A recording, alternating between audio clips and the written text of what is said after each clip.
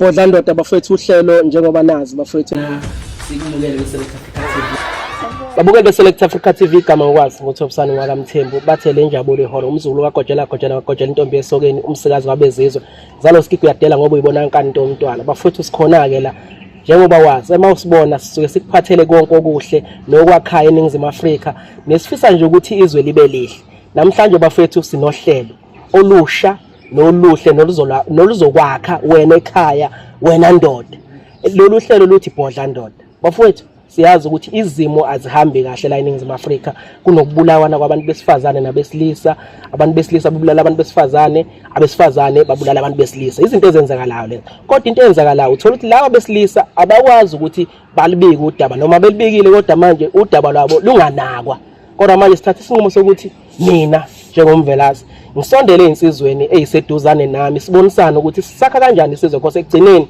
siningizimu Afrika kumele silakhe ilizwe siqhubekele phambili kunezingane esisemva kwethu ezifundayo kuthina nathi sifunda kubantu abadala thina saba nenhlanhla kwabantu abadala esifunda kubona siyabona ukuthi baganiwe bashada banemizi bazala thina nathi siyafisa ukwakha but ke uthola ukuthi labantu esinabo thina basenzela inkinga nje kodwa ngithatha isinqumo namhlanje bafowethu ukuthi asondele sixoxisane nezinsizwa othola ukuthi yona idlule kanjani kwistory sayo ebhekane naso yazi yaphumelela ekuthenini okay ngikwazi ukuqhubeka nempilo ngiphile ngingakwazi ukubulala lowo muntu esuke sesiphambene naye ngingakwazi ukuyibulala mina ngikwazi kodwa ukuphila ngiqhubekele phambili Bodla ndoda ngihleli nesizwe ke bafowethu makho sonke insizwe engikhonze kakhulu ubhuti wami insizwe engiyithanda ngendlela esimangaliso insizwe engizwanayo nayo ema ngihleli nayo siyafunda izinto eziningi kuyona mfowethu asikubingelele sikwamukele la kwi-Select Africa TV siyathobeka isikhathi sakho siyazi mfowethu umuntu obusy konakele mfowethu isizwe siyafa sifa ngephutha ngoba sesifela kuthini ungathini mfowethu nalo uhlelo Bodla ndoda uyinsizwa ehlangabezane nezinkinga eziningi sibambene futhi nabanye abantu ema ufisa mfowethu ukuthi uyafisa ukuzoxoxa istory sakho sondela kuthini sihlale nawe phansi sixoxisane kube mnandi ushare istory sakho sizomsiza omunye umuntu because kunabantu abesebecabanga ukuthi sekuphelile empilweni mase sehlangene nezinkinga mfowethu asibingelele sokwamukela yebo mapita Bodla ndoda mina kahle ngumakhosi wonke ngokwamavuso abangaziyo bangazeli kaMakoya ngiyabonga ukuthi ngithole lesi sikhathi ukuthi ngibeke udaba lwami nokuthi uMzansi Afrika nje jikelele ezewolu ngoba baningi abafowethu abadlula kulezi inkinga engidlule kuzona abaningi bagcine benze iGBV i-gender based violence ukutholakala ukuthi kunjengamanje thina abantu besilisa asathembakele emphakathini ngoba sithatha njengabantu abanjani abayindlavini kanti kusuke kunesisusa esuke sidala ukuthi umuntu agcine enza kanjalo kanti futhi ukuthi uthe waba umuntu okhuliswe kahle and futhi onobuntu uyakwazi onoNkulunkulu phakathi nomdlozana konke uyakwazi ukuthi lezi zinto uyigweme bafethu ngizothi nje nqamba ngeke isikhathi eside usho ukuthi mina bafethu empilweni kwaye kwaba khona nje ukuthi empilweni umuntu ekade ngizwana naye lo muntu ngamthatha ngamfundisa loba ngeke ngibale nje igama ngisho igama lama institute engamsakhona kodwa ngizobala nje ukuthi ngaspenda into engakanani ngoba unyaka oqala ngaspenda almost like 12,000 kwaqhubeka unyaka wesibili ngaspenda 18,000 unyaka wesithathu 30,000 and lo muntu wayesenza i-health services higher certificate health service management care i-higher certificate so ngamenzela yonke lento phela ngamfaka esikoleni ngamfaka emaresi ngamthathisa i-driver's license so uthe makunjalo eseqedile lo muntu ukufunda kahle esesebenza umsebenzi like wayesekunesi ngizobeka kanjalo sekumalungiselelo ukuthi mangabe eqeda le nursing yakhe uzoba usister Ngamxhumanisa futhi namanye ama-resources abangani bami ongamla loba ngeke ngibamention amagama abo bamthatha bamfaka kuma-theatre wathi ukuphusha ukuthi agcwale abe yineseliphelele. So uthe mase kunjalo kwavele kwathi mfethu ngemva kwesikhathi ese-right esephelele wavele wangitshela ukuthi impilo yami miserable. So ma kunjalo engitshela ukuthi impilo yami miserable ngadiscover ukuthi khona lo muntu sengimenzele into engaka ekugcineni uzongibonga ngokuthi khona impilo yami imanapha napha ukuthi kwafika kumina ukuthi ngigcine mhlawumbe ngicabanga izinto eziningi like ukuthi ngithenge loba yinkabi yabona zithatha umphefumulo wakhe kodwa ngendlela ukuthi ngikhuliswe ngaphansi kwesandla sikaNkulunkulu isandla sesonto yathi into cha ungayenzi leyo nto le mdedele lo muntu mdedela ahambe uNkulunkulu uzokubusisa. So ngahlala phansi ke ngathandaza ngacela kumdala ukuthi inkosi lokho kwenzekile bengakulindele kodwa ngicela ukuthi wena impilo yami lawule wena. Umngane wami lo omunye odokotela wangibiza wathi khona Moses eligama lami uMoses ngathi Moses this is not yours bro, don't do something stupid, let it go yabo. Nami ngathola ulonzana amandla nokukhuthazeka ukuthi khona ungamla maye ngitshela kanje ukuthi ngenza into ebhedayo ethi Moses you are such a well-groomed gentleman, so don't do something stupid, impilo yakho isazoqhubeka yabo. Wangibonisa naye ngoba naye wadlula the very same thing engadlula kuyona yabo elondaneni kule issue yabantu besimama. Enye into engibonayo umphakathi mina enzekayo engayibeka nje because ngizozama ukuthi ngihlanganise ukuthi ngiyigoqe ibe imbumba lento ibizo understandeka kahle. Okunye into engisuke ngiyibona abantu besimame angibagxeki bese inzala abantu yabo. uNkulunkulu wakudala ukuthi ma umuntu wesilisa kufanele kube nomuntu wesimame. Yeah. Ubaba wayevamise ukungitshela ukuthi ukuphumelela komuntu wesilisa kulele emntwini wesifazana ohlakaniphile. Yes. So nabo enye into abasuke bayenze umuntu usuke ethi ma ethandana nawe abese yakudlisa and ma yakudlisa idliso lelana esuke likuwena yilona idliso lisuke kudala ukuthi ugcine usisenza iGBV ngoba usuke ungasayicontrol wena usucontrolwa umuthi natural umuthi oyangithola amapeti umuthi lo ofake kuwena iwona osukusebenza usakwazi uyicontrola wena. So ngayibona lento ukuthi no yazini lento ngeke izingisize awuthi ngenzeni ngiqhubeke ngempilo yami hayi kwaze kwaya ukuthi siyahlukana uyaphuma uyaphela empilweni yami ngasala mina so after ngemva kwa 12 years yabo ngasala ngiyi1 and into ukuphazamisa uyafoundayithana ukuthi emva kokuthi usumenzele zonke lezi zinto esiyakutshela ukuthi impilo yakhe imanapha napha uyafoundayithana ukuthi no yazi uyathola ukuthi lo muntu ongidlisile mhlawumbe. Lalela ke wena Mabhida ngizokutshela mina wena sike sixoxe isikhathi nesithing uyawazi ukuthi nantale kanjani. Mina kahle angihambi ngedwa ne umuntu wabantu abadala umdlozana ukumina kakhulu ngaphupha mina ngifuna ukutshela wena Mabhida ngaphupha ngidliswa ephusheni kodwa ngithe mase ngithi ngiyabheka khona nje kweyimini ngathola nje isiwasho yabo ngasebenzisa isiwasho ngaphalaza ngaqhuma ngithe mama qeda lapho yathi into yami ngena ku wardrobe bheka ku wardrobe lapho ngithe mama ngithi ngiyabheka ku wardrobe hayi ngalibona ibhodlela nje elingaka yabo lihleli ku wardrobe ola lo ngathi walibona kade ngalibona lelo bhodlela. So kusho manje lelo nzana lesiswatshe engasisebenzisa isona esamvula inkungu le bekade yamvula ulwembu lwalukumina and futhi manje ngiyabheka nale imithi yesintu ukhona omunye obhale isibambelelo yabo and lo muthi lo ubhala isibambelelo ngabona ukuthi hawu nayi imithi le omunye ubhale udlisa umuntu ephusheni and ngathi ngubamba ngavela ngashaya uvalo athi nawo lo muthi Eliphupha duluphupha. nawo lo muthi kade ngophupha yabona lo muthi ula okay aqoqa ke ngoba nkade ehamba azange aqoqa into zakhe wayishiya into zakhe engumuntu ezobe yazoyilanda wagcina engasabuyi uzolanda into zakhe esethumela umzala wakhe ukuthi umzala wakhe azomlandela izinto wafika umzala wakhe ezolanda izinto ngamtshela ukuthi Nkunzi wambuza futhi nomzala wathi oyazi kwenzakalani mfana kithi yabo lo muntu umphethe kahle nje mfethu sengakwenzela phansi kanye ngathi ayikazini ngoba uyindoda uyinsizwa ngizokutshela ukwenza ukuthi kusasa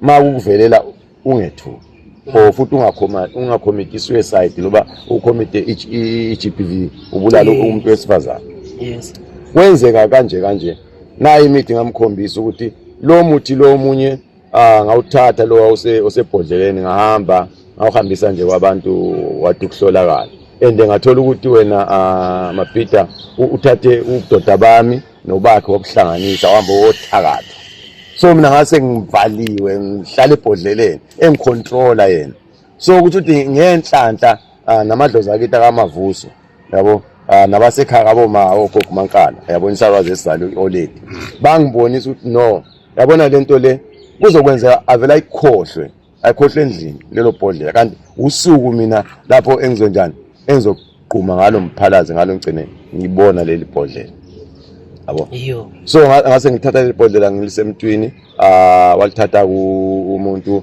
ohamba walungisa yabo and mina ngaqhubeka nempilo yami ngithe mase kunjalo ke kusho ukuthi nasekhaya ubaba omdala umfowabo obaba usaphila nawe yamhlukumeza kakhulu mntana omnewethu ungathi ususebenze kangaka ufundisa umuntu waqeda ngayo usithi khona manje uzoba makoti umuntu aqeda apho aphume kanje ngathi yaba womdala njalo asithi no asenze kanje into esizoyenza nje simple ngizokuthatha ngikuse emathuneni lapho kulele khona uyihlo nonyoko thina Mapita singabantu esikholele esintwini ekhaya kuyathethelwa kwenza umbuyiso kuyagidwa kuyahlatshwa kwenzeka yonke njengoba ngiyangihlale ngixoxela nje ukuthi impilo yasekhaya impilo enjani angithatha ubaba omdala siye emathuneni fierce aqala khulume amtshela ubaba umbikele ukuthi ngiyakutshela mnewethu nangu uMakajana mina nguMakajana igama lami elesidlaliso lasemakhaya athi nangu uMakajana mnewethu uzocela umakoti yabo so ngiyacela ukuthi ukhulume nomkakho yabo ambize uma ngesibongo no asho ukuthi ngicela ukhulume nomkakho ukuthi manje lo mfana ngifuna ukuthi mayebuyele eThekwini amthole umaqondana wakhe alright akhuluma ubaba omdala ngithi mase ngikhulumile nami bese ngangikhulumile icathulo ngikuqe ngamadoda wasithi Makajana awukhulume nobaba wakho amtshela ngathi baba noma ngicela ukuthi manje ningiqaqela amafindo ngoba manje sekubabili abantu besifazana kwenzeka izinto ezingangigculisi kahle empilweni nami ezingihlukumezayo and Mapita enye into futhi engilibele ngagcina mina mfethu ngihanyiswa ucounseling because umqondo wami ongani awusekho right yeah ngahanyiswa ucounseling mfethu ngayo cancelishwa endaweni esePine Town loba ngeke ngiliveze igama lakho kodwa endeleyo dilile ngaorganizelwe ungamla owesifazana umlungu yamazi umsindosi sobeya kanjalo usindingeno oorganizela lezo zinto lezo bahamba mfethu wangisiza kakhulu lwankosazana mfethu ngoba naku complete marathon waye engilontunya mfethu engisupporta yonke iminyaka yabo njengoba usazi wena ukuthi complete sengigijimile almost 15 years ama silver 6 yes so nje ngenye into futhi nayo leyo esizayo mangabe umuntu isports naso sibalulekile isports njengoba singabantu siphila isports nje siyawenza ukuthi umhlaba uhlangane siyabenza abantu ukuthi bangabi neGBV bangenza iGBV bangabhemi ihunga bangabhemi insango bangabhemi ama drugs because makune sports izinto eziningi baspenda abanye bedlala ibhola abanye badlala netball abanye bayagijima bakhohlwa lezo zinto so into engisho bafethu kukhona ukuphila ngemva kokuhlukumezeka ukuphila ukhona ngemva kokusukumezeka ngaphandle kokuthi uze ukhiphe umphefumulo womuntu ikakhulu abantu besimame ngoba manje mina luba ngathatha ngowami umqondo loba ngathatha ngi-advice enganginikezwa ngamajidami mhlawumbe naluba loya muntu kunjenje mhlawumbe akekho emhlabeni mhlawumbe naluba mina sengaja isejele mfethu ngiyadonsa mhlawumbe udilika jele kodwa ngendaba ukuthi uNkulunkulu ukhona ngaba nethemba ngoba ngathi mase ngisuka ekhaya sengabuya ngazohlala eThekwini wathi omdala uhlale nje uGopizana yabo ungaphazamiseki ungajaha kumapoto uzoqhamuka yabo wena ngoba ngumuntu okholwayo othandazayo futhi kwenzeka kwaya mfethu ngahlangana naye umuntu ngaleso sikhathi futhi ngihlangana naye ngoba ngahlukumezeka ngaze ngagcina sengena kuma drugs ngibhema insango ngibhemile almost na 12 years yabo ngana umuntu wesifazana bese inkantini nje kuyinto yami nje zama ukuzibaleka mfethu yeah kodwa mfethu ngothando lwaNkulunkulu nabawethu abalele kobanda umhlaba hayi mfethu umntwana womuntu lo engahlangana naye wangibuza nje wathi sithando sami ungakwazi kodwa uyeke inkantini ungayakwazi uyeke insango because insango ayikho right izoqeda impilo yakho yabo so ngathi khona no ngizozama loba isikhathi seside ngibhema kodwa ngizozama uMapita ngitshela ukuthi ngathatha isinefu ngasithela phansi ngakhuluma nabakethi ngaguqa ngathandaza ngacela uNkulunkulu ukuthi inkosi ngicela ukuthi unikeze amandla ukuthi ngiphume kulesi silingo engisona and futhi ngibe nalo uthando lokuthi ngiphinde ngikwazi ukuthanda umuntu wesifazane ngoba ngendlela engangihlumezeke ngayo yasuka yaba buhlungu kakhulu ukuthi otherwise angeke ngikwazi ukuthi ngibuye ngikwazi ukuthandana nomuntu wesimame yabo which is akuyona into right ngoba vese uNkulunkulu wasidala ukuthi sizoba kanje inqondo ihamba noSayi yabo mfethu ngingene nje emlonyeni ngiyayiqonda le and kubalekile ukuthi mhlawumbe umbuke lapho ngasekhaya ukuthi noma ngathiwa izimo sezinjani kodwa ukhumbule ukuthi bakhona abantu aba-right njengoba esho uMakhosonke ukuthi ukuhamba ubuyele emuva ekhaya uyozithola uhlangane nabantu abadala ucele because kubalekile ukucela ukuganwa ungavele nje uzenzele ngamandla akho ngoba nakho uzizwe ngathi unemali ubona ukuthi manje usuzolobola ushade egcine nawo umcelanga umuntu wesifazane uyacelwa edlozini ukuze lizomvikela mfowethu kunabantu la emhlabeni ethola ukuthi bezi izinto uthola ukuthi umuntu wesifazane bazomfundisa njengoba wangena kuleyo nkinga usebenzisa amandla akho lamandla akho wanikezwe amadlozi kini because imali mfethu nomsebenzi unikezwe amadlozi kini uzumthengela umuzi umuntu kunabantu mfethu abaluze zonke lezo zinto uthola ukuthi umuntu wesifazane wamthengela umuzi wamthengela imoto mhlambe wamfundisa end of the day akushiye kanjalo yina umcelanga emuva but uzenzela wena ngamandla akho ngoba nakho uzibona ukuthi hayi nginemali imali ayisebenzi othandweni kodwa kusebenza uthando lusebenzayo ukuthi okay yonke lento ngiyenza ngothando ungathini mfethu ngalokho uyabona mnisi mfana kithi ngakutshela wena uyazi behamba ngebhutshwa mina yes iPaul yeah yes ngidayise imizi ewu2 ngithi ngizamela lo muntu kumanje lokho ngeke ngifihle manje ngisangithala emqashweni yabo ngadayisa imizi yami ewu2 ngithi ngenzelela umuntu engithandana naye ukuthi impilo yakhe iqhakaze yabo ivuleke ukwenzela ukuthi sasa sikwazi ukuphila impilo eright kanti ekugcineni uzongijikela angibhekisele phansi so mina bafethu esikhathi esiningi ngizoqala ngayo indaba le yabantu besimama bafethu bakhona abantu besimama abalungile aba-welcomed abakhulisekile kahle abazi ukuthi umuntu wesilisa uphathwa kanjani loba umuntu wesilisa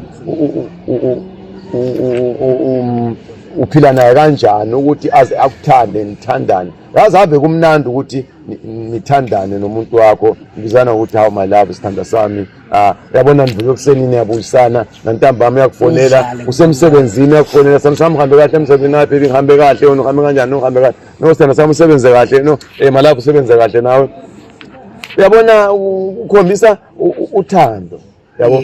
Bakhona abantu besimame abasa right ngaphandle ukuthi amajita loba insizwa loba abafowethu ngizobeka kanjalo ngolimi lwalamhlanje phela bese shuthula ku isimanje manje yabo. So bakhona abantu besimame ongathi mawufuna umakoti umtholo umakoti wangempela, and bakhona futhi abantu besilisa nani bo sister bo dadewethu mawufuna umyeni umthole umuntu ozokuphatha kahle. Akusiyikho ukuthi manje uyabona nje mina futhi lento ingiphatha kabuhlungu ukuthi kona singabantu besilisa uthola ukuthi abantu besimame abasakhuleki sebesithatha njengeindlavini zabantu ukuthi umuntu wesilisa abantu besilisa badlwengula, abantu besilisa badlwengula ingane zabo, abantu besilisa benza yonke into ebhedayo, kanti manje akubona bonke. So mina bafethu into engayibeka ukuthi bafethu asizameni ukuthi ama-shows akanje sihlanganeni njengabantu besilisa sixoxeni le ndaba, ngoba baningi mfethu abangathi khona repent ukuba phenduke ekuthenini umuntu kade esegayiboza ukuthi yazini fanele ngikhiphe imeda loba fanele ngicommit suicide ngiyibulale loba ngibulala umuntu. Akukhona, uNkulunkulu akakuthandi lokho ukuthi sibulalane. uNkulunkulu ufuna siphile in peace, in harmony, siphile ngokuthula yabo. Angithi yabona njengamanje ingane zethu ziyakhula zicommitted kuma drugs, ogunga yonke lenyakanyaka enzakalayo, otshwaleni. Kufanele sizameni, akufanele ukuthi sivele sibukele lapha sithi hayi ingane ziyabheda ama-2K yabheda kanjani. Kufanele sizame ukuthi siqoqe sibone ukuthi kuzoba no president bakusasa, kuzoba no doctor bakusasa, kuzoba nabo namasosha akusasa, omongameli babe khona baphathizwe izwe lethu. So mabhida angazi mfana loba ngibeke kahle ngendlela wathi ufuna ukuthi, kodwa mangabe ukhona okunye ngingabeka, kodwa nje mfethu ngahlukumezeka mfethu ya, ngoba even namanje uyayasho umeme, uyamazi ke wena umeme Mbamsuqolo, uyayasho athi yabona sana sami ngiyakubona awukakahili kahle, because sometimes umqondo wakho mbe ngubona ukuthi ubuye ungafocus kahle. Kodwa nje enye into futhi yangisiza ukugijima ya, ukuba i-athlete ya, okuningi kwawasheka emqondweni yami okwakukhona ngendaba zokuhlukumezeka ya. Mina ngahlukumezeka phama, hayi indaba okudlala.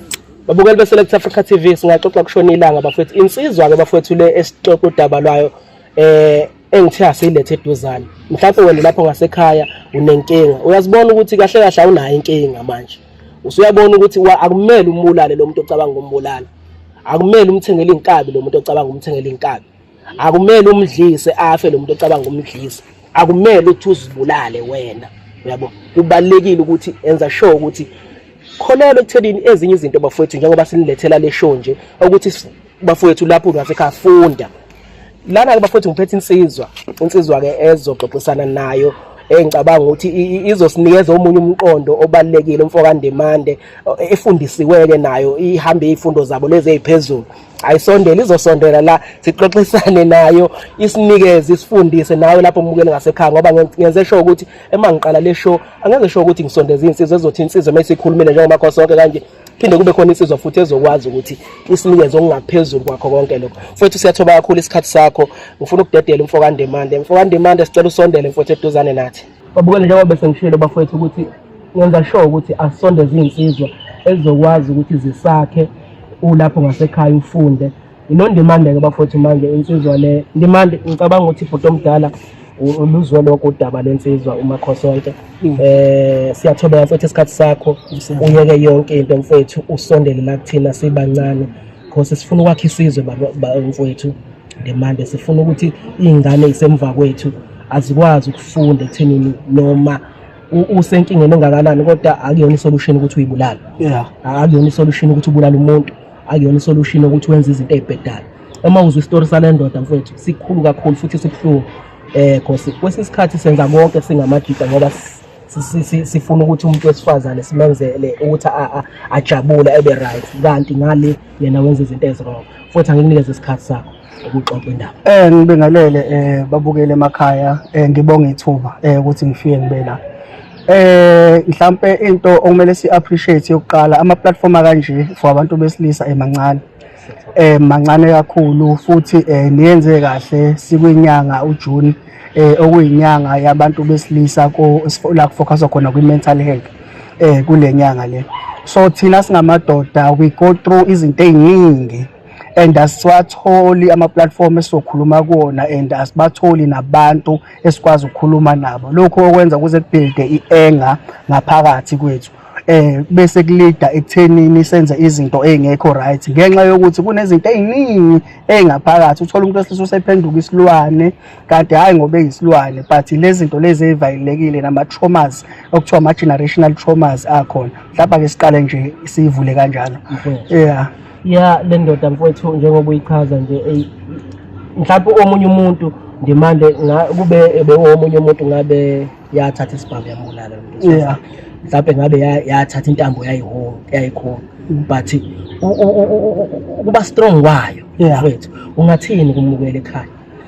Ayikho into ebuhlungu, nezinto eziwu-2 ezibuhlungu empilweni. One, kubuhlungu ukutshelwa amagama negative, into engiphikhayo. Uma kuthiwa impilo yakhe imahliphi lawo magama lawo ayahlala and ahlala kakhulu. 2, kubuhlungu uku-investa kumuntu noma entweni kanti leyo nto leyo izophenduka ibe yizeleze noma ikushaye, uyabo. Kodwa into engiyithandayo ezekhulumile umfowethu akagive uphanga khona lapho, akagive uphanga but uthole indlela ey'hlukahlukene zokuthi akwazi ukukhopha kulezo zinto lezo adlule kuzona.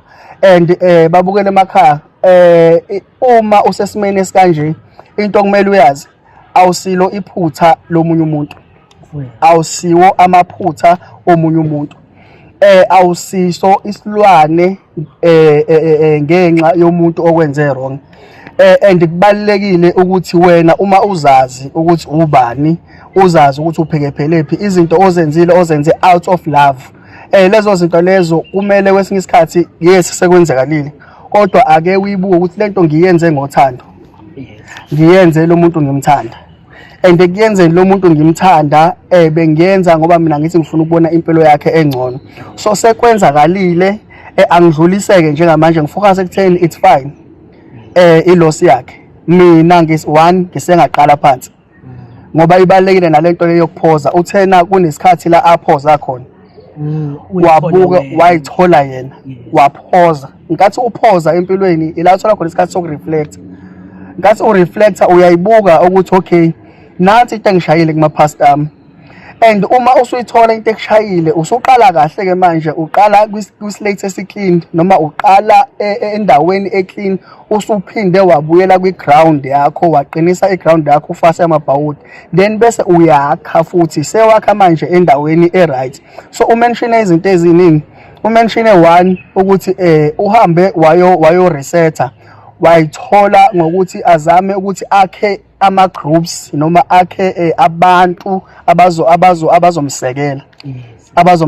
So balekile ukwazi ukuthi obani abaseceleni bakhe, i-crowd ohamba nayo ibheke ngoba 1 wangena esengena ey'dakamizweni ukube i-crowd yayibheda wayenayo ngabe manje simthola laphana ePoint phansi kwe-bridge, but yena i-crowd yamsiza ukuthi akwazi ukuthi avule kulesi simo aze afike la akhona njengamanje. 2, uthi wagcina eselahlekelwa imizi emibili, uyabo, nemoto kanjalo. Yabona kulento yama-relationships bake bathi-ke abantu besifazane lento yama-red flag, khona le trend lento yama-red flag. Nathi bantu besilisa asiyigade lento yama-red flag. Kumele sibheke thina abantu besilisa masithandayo into yethu sithanda sivaleka amehlo, uyabo, asikwazi ukuvula thina pretend masithanda. Asipretend. Yabona uma uthanda ngingaba nabantu abawu2 or 3 but uma ngimthanda lo ngimthandayo ngingamenzela yonke into ngale ndlela yokuthi laba abanye bazokwazi ukuthi nanga umuntu engimthandayo. Kodwa ke angi-encourage ke lonto ukuthanda abantu abaningi unless kuzoba isithembu esemthethweni. Ngiyakubamba ke unless kuzoba isithembu esemthethweni, hayi ukuthi akumele uthande but isithembu esemthethweni. Kanti ke la So lento ama-red flags kumele siyibone. Uthena kulo oqala kunento ayifakwe esiqamelweni. One, umkhwekazi wakhe wayengamfuni. I-red flag naleyo. But isiblandwa uthando. Nakhona uma umkhwekazi wakhe engamfuni uresponda kanjani lo wathandana naye. Ngoba kumele sizwe namagama washoyo ukuthi lawo magama asupporta bani. Imfowethu. Angithebo nendlela enza ngayo ulina kakhulu kulo ongamfuni noma ulina kakhulu kimi lo ongithandayo. 2, uma umuntu oselokho engafuni why lento yeziqamelo wena nje ngisho ngabeke sesihlalele because awulele yini ongafuni because kuyenzeka nihlala embedeni nikhadlishe kodwa iziqamelo neyihlanganise encike wena nje usafuni nakuncika yindaba i-red flag naleyo hey but wena uboni yebo angisasho isiqamelo per se but sengisho ziningi izinto ezingaba yimqamelo kwi-relationship okumele sinake kusayili nale red flag. 3, owesifazane ohlakaniphileyo uyayakha indlu ngezandla zakhe. Oyisula uyayibhidliza. Uyabo so uma umuntu wesifazane ehlakaniphile akekho umuntu wesifazane ongathi ngicela udayisa imizi owu2 uyidayisele ukuthi mina ngihambe ngofunda uma ehlakaniphe kahle understanding ukuthi lento ye-property into ebaleke kanjani.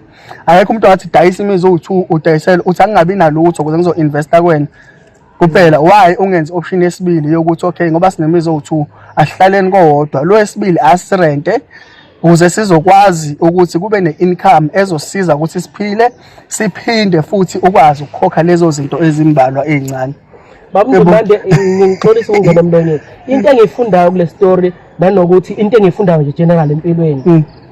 Labantu emase bekwenza izinto ezirong befuna ukuthi benze kudlulele. Uyazi umuntu wesifazane emase ekudlisile akanqeni kokuthethisa ngaphandle. Ngeke ngizibuza ukuthi yindaba ukungithethisa kwakho ungangithethisi sisobabili endlini ngaphandle ngihloniphe. Manje nganoma lento umthetho weni noma inyanga umuntu uyamtshela ukuthi okay uzuze uzobona kahle ukuthi umuthi wakho uyasebenza mthethise ngaphandle phambi kwabantu. So into engiyifundayo ngathola ukuthi kuze edayise zonke lemizi leyayidayisa akaboni uyayibona lokho izinto ezikanjalo eziyasilimaza ugcina usuluze yonke into and wena uyitshela ukuthi wenza into right and wena makutshela kubalula ukuthi wena yenze lonto. Ngizobuya kulento leyo yokuba nabantu abaseduze kwakho abakwazi ukubona impilo yakho nabakugayidayo. Asingaso uyazi ukuthi enye into esilimazayo uma sesinabantu esibathandayo siyabaleka emndenini yethu.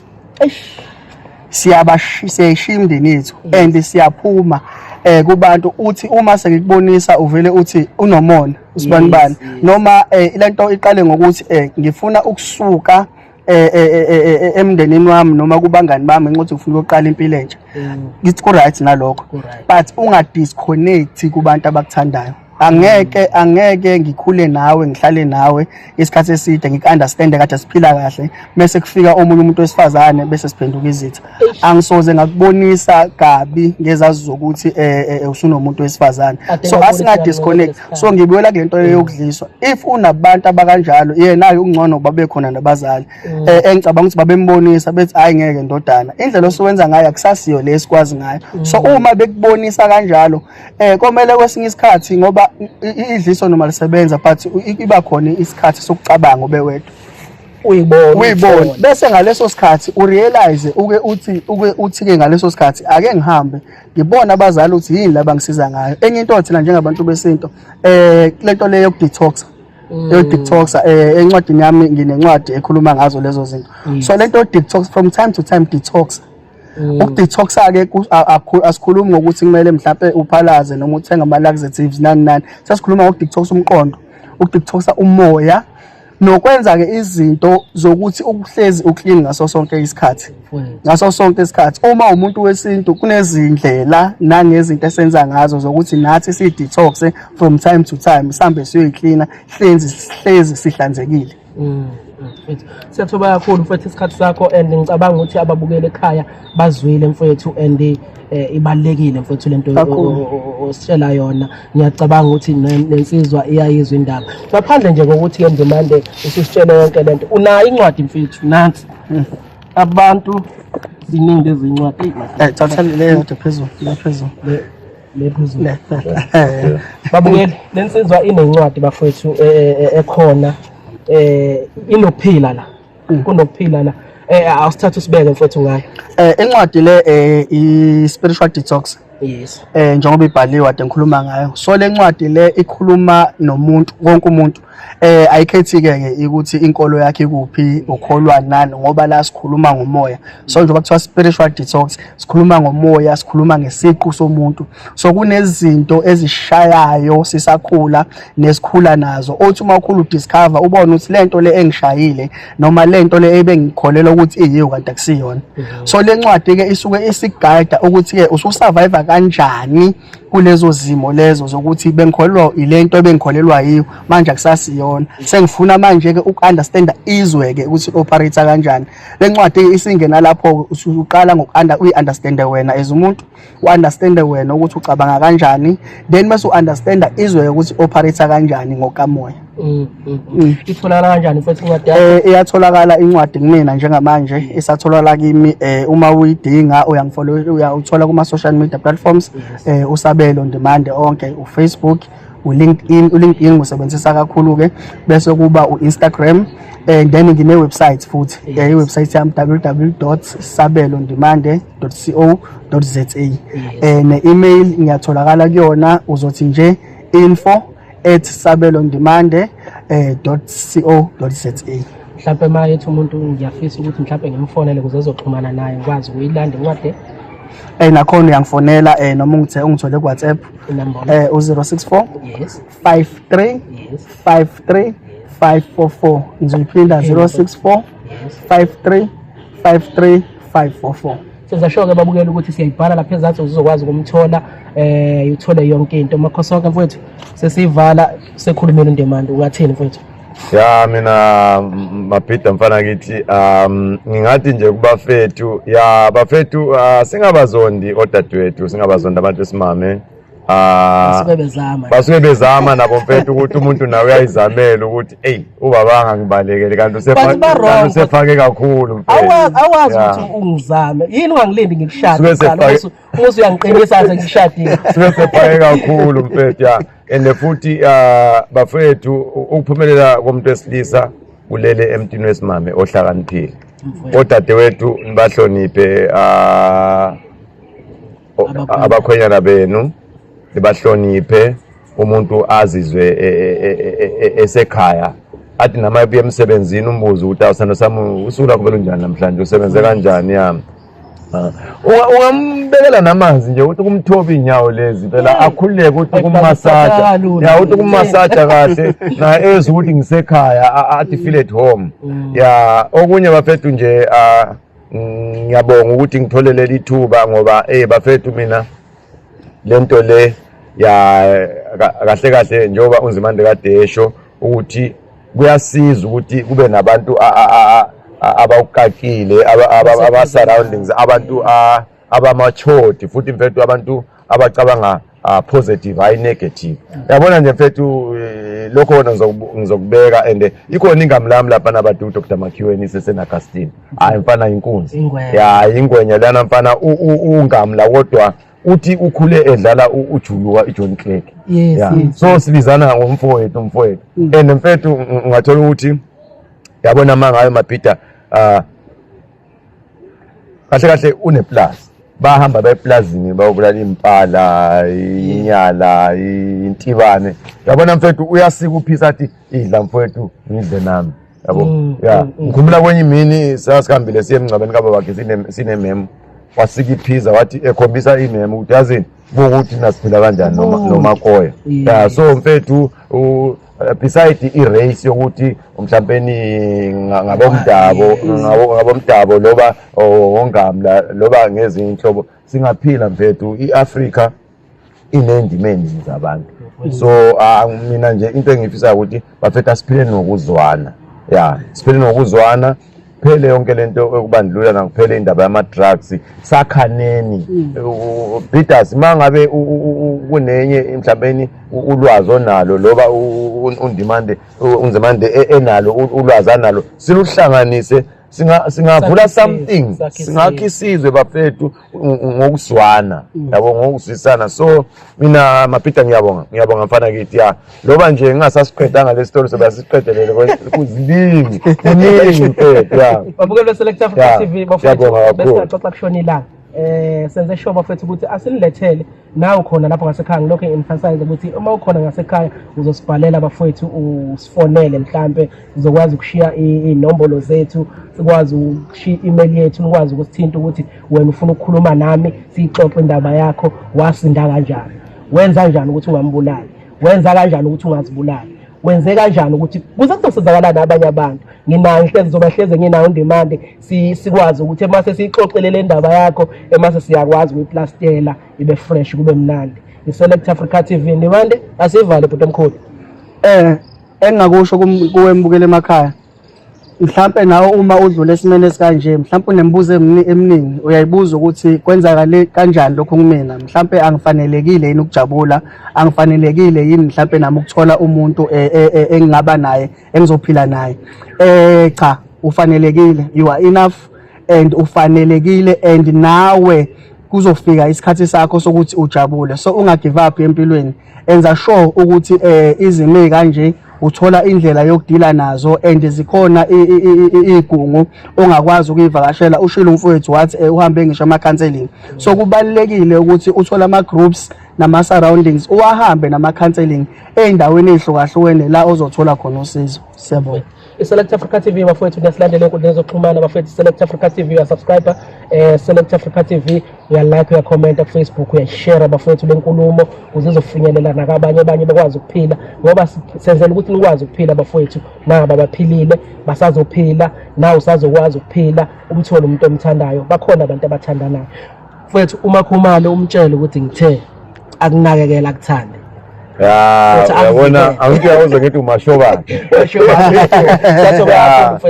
mfana mina nje mhlawumbe mangabe khona abafuna ukuthi mhlawumbe ngithi ukubaluleka inamba yami ngitholakala kuyo WhatsApp uthi 082 847 9775 082 847 9775 uVodacom lozo WhatsApp uMTN uthi 083 644 3072 083 644 3072 mangabe mfethu nawe unenkinga sengawukhanselisha mina ngikubeke emgqeni mfana kithi ungenzi iGPV ungabulala umuntu uNkulunkulu akakuthandi lokho ngiyabona osisa akuyona njalo ukuthi nimfonele unawo umuntu akho mashoba naye balekile ukuveza lo siyayibala kakhulu mfethu saluthi siyabonga kakhulu ngazalwa siyathola kakhulu. Thank you very much.